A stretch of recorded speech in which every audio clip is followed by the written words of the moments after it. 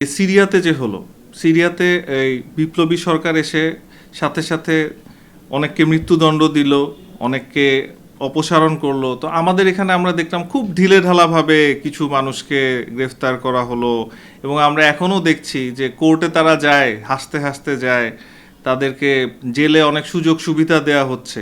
এগুলো কিভাবে হচ্ছে, কেন হচ্ছে, সবার মনে জিজ্ঞাসা, কিন্তু উত্তর কেউ দিচ্ছে না। উত্তর কেন দিচ্ছে না? তাহলে তাদের সাথে কোনো যোগসাজশ আছে? দু একদিন ধরে সোশ্যাল মিডিয়াতে একটি বিষয় খুব ভাইরাল হয়েছে, সেটি হচ্ছে যে ফেব্রুয়ারি মাস জুড়ে আওয়ামী লীগ পেটানোর কর্মসূচি। এই যে সোশ্যাল মিডিয়ায় বিষয়টি ভাইরাল হলো এবং 1 তারিখ থেকে 28 তারিখ পর্যন্ত, এই বিষয়টিকে আপনি কিভাবে দেখছেন? আচ্ছা, তো প্রথমে লয়ার হিসাবে বলি এটা সমর্থনযোগ্য না, কিন্তু তারপর আসলে মনের কথা যদি বলি, দেশের আসলে আমার মনে হয় সব মানুষেরই এরকমই ইচ্ছা যে আসলে ওদেরকে পিটানোই দরকার। কারণ ওরা আওয়ামী লীগ নাকি আফসোস লীগ নাকি বর্জন লীগ নাকি ওরা আসলে কি চায়, ওদের দাবি দেওয়া কি, এটা আসলে ওদেরকে এখন আসলে লজ্জা লীগ নাম দেওয়া দরকার। কারণ ওদের আসলে কোনো অস্তিত্ব নাই, দেশের বাইরে থেকে বড় বড় কথা বলছে, এখানে 2-4টা লোক বের হচ্ছে, বের হয়ে আবার মার খাচ্ছে। তো এই ধরনের নোংরামি করার আর আসলে এই দেশে কোনো সুযোগ নাই। এই দেশ থেকে আওয়ামী লীগকে বিতাড়িত করা হয়েছে।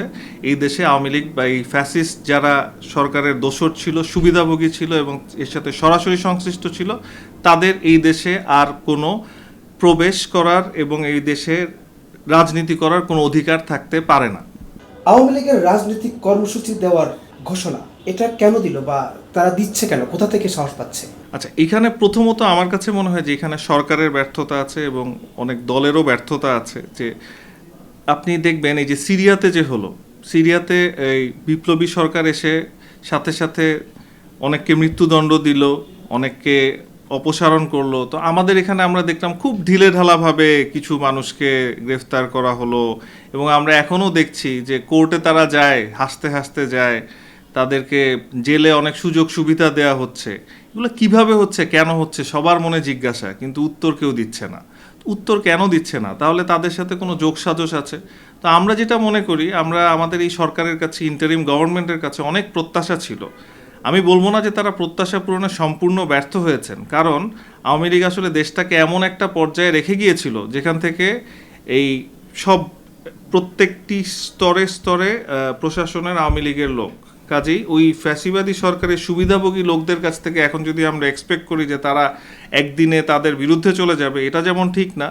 সেক্ষেত্রে আমার মনে হয় ব্যর্থতাটা আসলে ওই টপ এখন কমান্ডিং যা পজিশনে যারা আছেন, আমি তাদের প্রতি সম্মান রেখেই বলতে চাই যে তারা আসলে স্ট্রংলি জিনিসটা হ্যান্ডেল করতে পারেননি, ব্যর্থ হয়েছেন। আপনি কি এই অন্তর্বর্তী সরকারকে ব্যর্থ বলবেন? না, আমি এই অন্তর্বর্তী সরকারকে ব্যর্থ বলবো না, কিন্তু এই অন্তর্বর্তী সরকারের ইনএফেক্টিভনেসটাকে কমানোর জন্য আমরা কাজ করে যাচ্ছি। আমরা চেষ্টা করছি তাদেরকে যতটুকু অ্যাক্টিভ রাখা যায়। আমি অবশ্যই ব্যর্থ বলবো না, কিন্তু তাদের কিছু কিছু জায়গায় ব্যর্থতা আছে এবং তাদের উইকনেস আছে, যেখানে আমরা চাই যে তারা অনেক স্ট্রংলি অ্যাক্ট করুক। এবং সেটা যদি তারা না পারেন, তাহলে তারা একটা নির্বাচনের সময়সীমা নির্ধারণ করে, একটা ডেফিনেট সময়সীমা নির্ধারণ করে নির্বাচনের দিকে এগিয়ে যাওয়ার প্রস্তুতি নিক, যাতে করে ক্ষমতা আবার জনগণের হাতে আসে এবং জনতা তার ম্যান্ডেট কোনো রাজনৈতিক দলগুলোকে দেয় যে তারা আবার এসে এই গভর্নমেন্টটাকে, নেক্সট যে গভর্নমেন্ট হবে জনতার গভর্নমেন্ট, সেটা আরও স্ট্রংলি এই দেশের দায়িত্ব নিতে পারবে। মুক্তিযুদ্ধকে কটাক্ষ করে রাজনীতি সফল হবে না বলে মন্তব্য করেছেন রুহুল কবির রিজভী। আপনার মত কি? মুক্তিযুদ্ধকে অসম্মান করার কোনো সুযোগ নেই। মুক্তিযুদ্ধর জায়গাটা আমাদের খুব সেন্সিটিভ একটা জায়গা, এখানে আসলে কথা বলার কোনো সুযোগ নেই। এখন এখানে দেখতে হবে যে পূর্ববর্তী ফ্যাসিবাদী আওয়ামী লীগ সরকার এই জায়গাটাকে পুঁজি করে, এই চেতনার ব্যবসা করে করে অনেক বছর চলেছে, এবং সবচেয়ে হাস্যকর জিনিস হলো যে তারা এখনও বারবার ওই মুক্তিযুদ্ধের শক্তি, মুক্তিযুদ্ধের বিপক্ষের শক্তি, ওই জিনিসটাকেই বিক্রি করার চেষ্টা করছে, কিন্তু মানুষ কিন্তু নিচ্ছে না এবং তারা এর থেকে শিক্ষা গ্রহণও করছে না। কিন্তু বিএনপির যে স্ট্যান্সটা নিয়েছেন সিনিয়র নেতা রিজভী সাহেব, আমি মনে করি যে উনি একদম ঠিক কথাই বলেছেন যে স্বাধীনতার যুদ্ধ বা স্বাধীনতার চেতনা নিয়ে আসলে কথা বলার সুযোগ নেই, এবং এর সাথে এটাকে বিক্রি করারও কোনো সুযোগ নেই। সেটা কিন্তু জনগণ দেখিয়ে দিয়েছে। জুলাই ঘোষণাপত্র নিয়ে নিজস্ব প্রস্তাবনা দিবেন বিএনপি, এ বিষয়ে আপনার মত?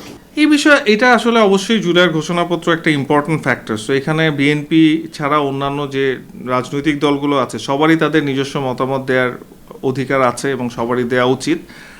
এখানে একটা জিনিস দেখতে হবে যে আসলে এখনকার যে গভর্নমেন্টটা, এটাকে যদি আমরা বিপ্লবী সরকার বলি, তো বিপ্লবী সরকারের যে স্ট্যান্সটা, সেই রোবাস্ট বা স্ট্রং স্ট্যান্সটা কিন্তু তারা নিতে ব্যর্থ হয়েছে।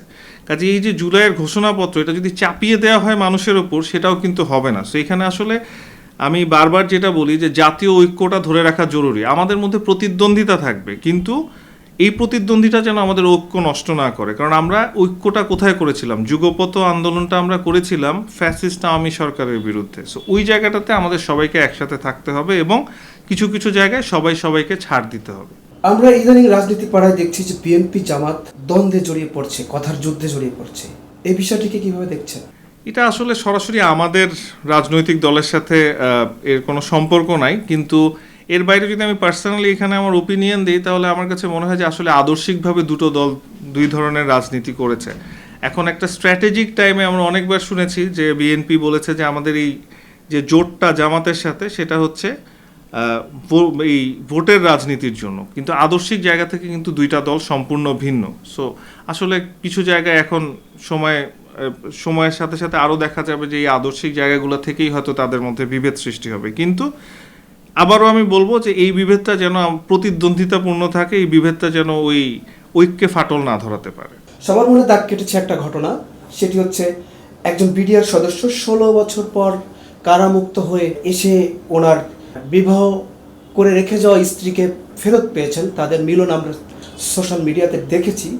প্রশ্ন হচ্ছে, এই যে ফ্যাসিবাদী আমলে শুধুমাত্র ওই বিডিআর সদস্য নয়, আরও অনেকেই হাজার হাজার লক্ষ লক্ষ মানুষ ফ্যাসিবাদী কায়দায় বা ফ্যাসিবাদের হাতে নির্যাতিত, জুলুমের শিকার হয়েছে। আমার প্রশ্ন হচ্ছে, একজন আইনজীবী হিসেবে এই যে ক্ষতিগ্রস্ত ব্যক্তি কি রাষ্ট্রীয় সহযোগিতা পাবে বা ক্ষতিপূরণ পাবে? আসলে এখানে আইনজীবী হিসাবে আমি বলবো যে আইনজীবী হিসাবে বলার আগে আমি বলবো যে এই যে কাজগুলো হয়েছে গত 16 বছরে, এগুলোর কিন্তু কোনো কম্পেনসেশন বা কোনো কিছু হচ্ছে না। আমরা দেখছি আয়নাঘরে গুম হয়েছিলেন আমাদেরই সহকর্মী ব্যারিস্টার আরমান ভাই, তারপরে আপনার আজমি সাহেবের ছেলে আজমি আজম সাহেব ওখানে ছিলেন, এরকম আরও অনেকে ছিলেন যাদের নাম আমরা জানি না, যাদেরকে আমরা হয়তো আমরা অত মিডিয়াতে দেখিনি বা চিনি না, কিন্তু তাদের যে জীবনগুলো নষ্ট হয়ে গিয়েছে, এখানে কিন্তু আসলে আইনগতভাবে তাদের এই ক্ষতিপূরণ করা সম্ভব না। এবং সরকারের পক্ষ থেকেও আমি এখন পর্যন্ত আমরা দেখিনি যে তাদের এই যেমন আপনি বিডিআরের একজন সৈনিকের কথা বললেন, ওনাদের লাইফটা যে নষ্ট হয়ে গেল, এর জন্য সরকারের পক্ষ থেকেও কিন্তু কোনো কিছু ঘোষণা করা হয়নি যে তাদেরকে কোনোভাবে কম্পেনসেট করা হবে। তাদের লাইফটা তো শেষ হয়ে গেল। তো এইরকম মানুষদের জন্য আসলে কি করা যেতে পারে, এটা কিন্তু একটা খুব ভালো একটা কোয়েশ্চেন করেছেন, যে এটা নিয়ে আসলে পলিটিক্যাল পার্টিগুলোর এবং সবার কাজ করা উচিত। আমার কাছে মনে হয় যেটা, যে আমরা আসলে খুব বেশি এই নির্বাচন ক্ষমতা কেন্দ্রিক হয়ে যাচ্ছি, এর বাইরে এই সব মানুষের দুঃখ কষ্টর দিকে যদি আমরা এগিয়ে না যেতে পারি, তাহলে কিন্তু আসলে পলিটিক্স করে টিকে থাকতে পারবো না। 5 অগস্টে আওয়ামী লীগকে মানুষ দেখিয়েছে যে আপনার আওয়ামী লীগের রাষ্ট্রযন্ত্রের প্রধান প্রক্রিয়া ছিল যে যা বলবো সব শুনতে হবে।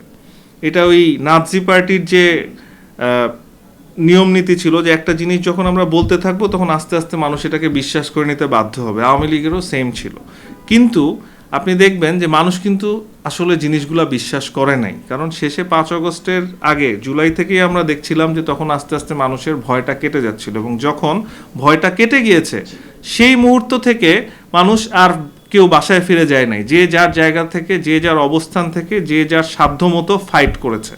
তো এই জায়গাটাতে বাকি যে রাজনৈতিক দলগুলো আমরা আছি, এনডিএম আছে এবং অন্যান্য রাজনৈতিক দলগুলো আছে, আমাদেরও খেয়াল রাখতে হবে যে আমরা যেন মানুষের কথা বলি, আমরা যেন মানুষের পালসটা বোঝার চেষ্টা করি। সেটা যদি আমরা না করি, তাহলে আমাদের পরিণতিও কিন্তু আওয়ামী লীগের মতোই হবে।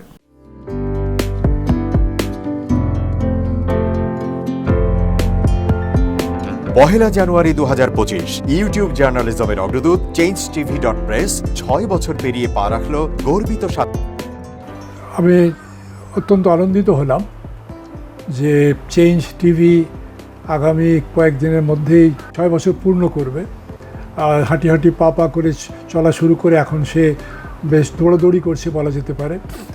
তো নামটাও অত্যন্ত বলবো যে সিগনিফিক্যান্ট, যে চেঞ্জ, এই গণঅভ্যুত্থান কিন্তু চেঞ্জ চেয়েছে।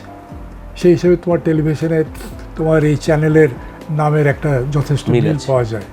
আমার প্রত্যাশা যে এই গণঅভ্যুত্থানের যে প্রত্যাশা, যে আশা আকাঙ্ক্ষা, চেঞ্জ টিভি সেটিকে এগিয়ে নিয়ে যাবে। তোমাকে শুভেচ্ছা চেঞ্জ টিভি যারা সম্পৃক্ত আছেন, যারা কর্মী আছেন, সামনে পেছনে সকলকে আমার শুভেচ্ছা।